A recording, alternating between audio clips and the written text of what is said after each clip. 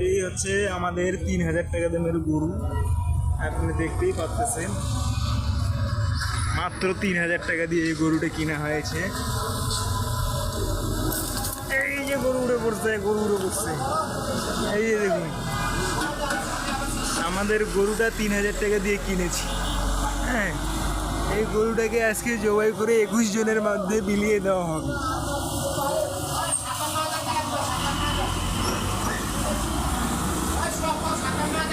মাত্র 3000 টাকা দিয়ে এই গরুটা কিনা হয়েছে, মাত্র 3000।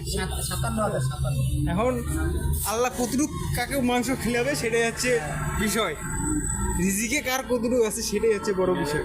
3000 টাকা দিয়ে গরু, এই গরুর দাম মাত্র 3000 টাকা। গরুর মাংস কে কতটুকু খাইতে পারবে সেটা আল্লাহর ইচ্ছা।